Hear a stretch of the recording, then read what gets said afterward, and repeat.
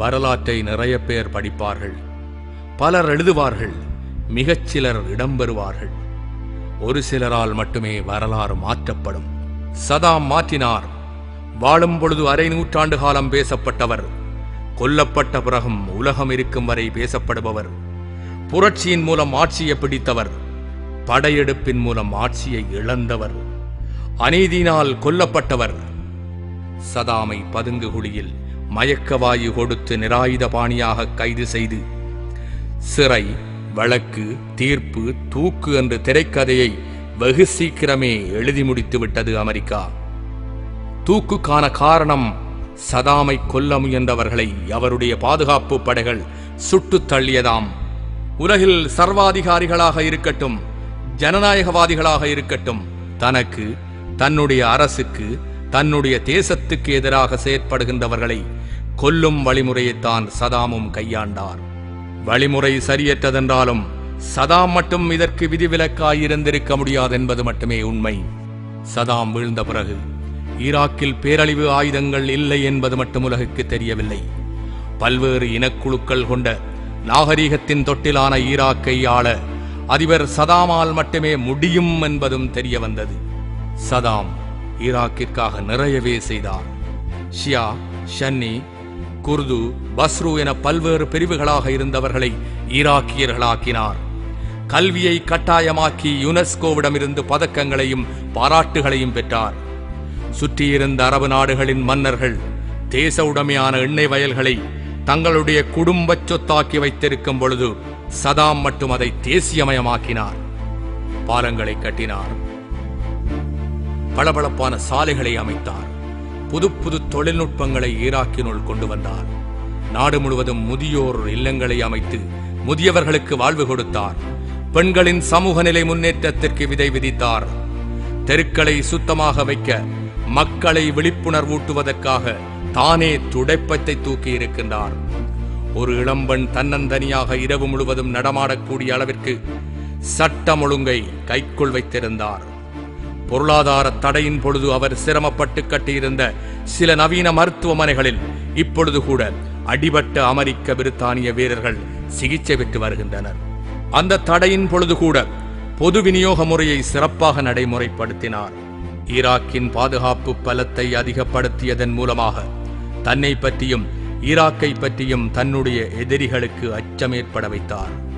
இவற்றையெல்லாம் ஈராக்கிற்காக இதே சுத்தியுடன் செய்தவர் அமெரிக்காவையும் ஈராக்கிற்காகவே ஆதரித்தார், ஈராக்கிற்காகவே எதிர்த்தார்.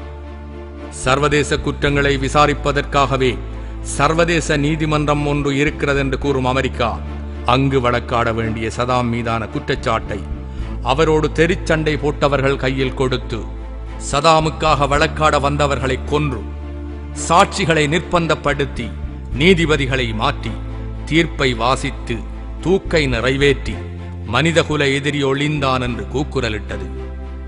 பேரழிவு பொய்யை மறைக்க சதாம் மனிதகுல எதிரி என்ற பொய் அமெரிக்காவிற்கு தேவைப்பட்டிருக்கிறது. 2006ஆம் ஆண்டு டிசம்பர் மாதம் 31ஆம் திகதி ஒட்டகத்தை அறுத்து தியாகத் திருநாளை கொண்டாடியிருக்க வேண்டிய சதாம் தியாகியாகவே ஆகிவிட்டதுதான் பெருமிதம்.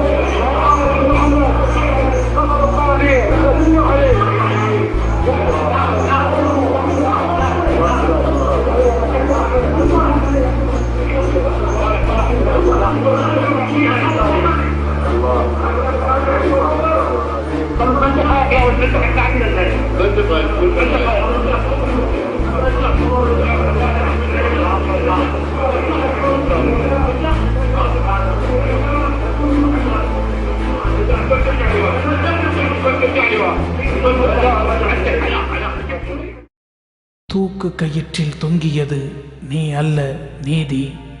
அக்கிரமத்திற்கு அடிபணியாதே என்பதுதான் உன் மரணம் சொல்லும் செய்தி. ஜனங்களை கொன்று ஜனநாயகம் காப்பவர்கள் விசாரித்தார்கள் உன்னை, ஆக்கிரமித்தார்கள் உன் மண்ணை. எல்லாவற்றிற்கும் காரணம் என்னை.